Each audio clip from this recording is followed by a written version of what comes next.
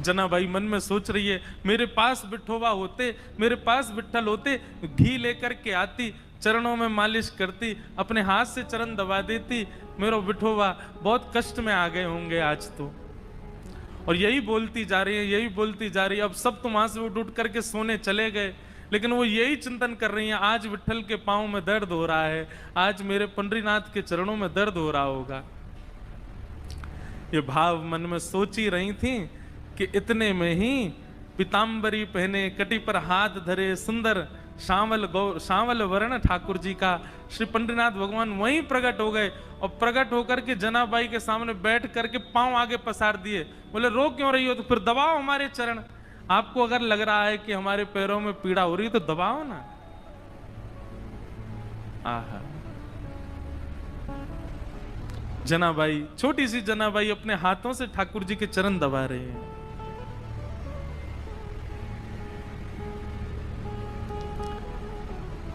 चरण दबाती जा रही हैं और मुखमंडल के रूप को देखती जा रही हैं, कैसा स्वरूप है श्री ठाकुर जी का। अब छोटी सी बालिका, और क्या कोई वेद मंत्र तो आते नहीं उनको, कोई शास्त्रों की बात तो आती नहीं, ठाकुर जी से पूछे। पैर दबाते दबाते जनाबाई पूछ रही है, भोजन किया आपने? ठाकुर जी बोले हाँ किया। तो क्या पाया? बता दिया जो भी बनता मंदिर में, जो भी बनता ठाकुर जी बताए। बोले इसकी सब्जी बनी थी, जे चावल बने थे, रोटी बनी थी और पूरन पोली बनी थी। ठाकुर जी ने बताया, बोले पूरन पोली बनी, ये सब्जी बनी, चावल बने, ये सब पाया मैंने।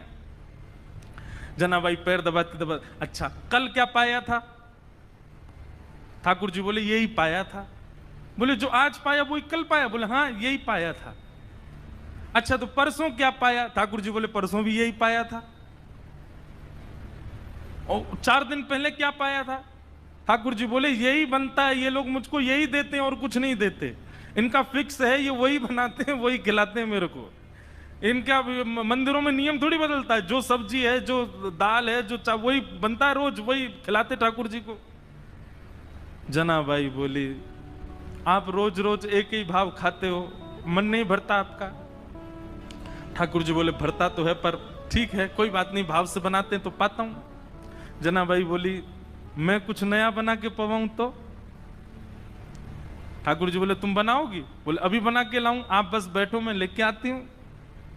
नए नए पकवान बनाए, नई नई सामग्री बनाई और सामग्री बना के थाल में सजा। आधी रात सब सोए हैं पंढरपुर में, ठाकुर जी बैठे हैं, ठंडी ठंडी हवा चल रही है और जनाबाई ने लाके थाली सामने रख दी। ठाकुर जी को कहा पाओ।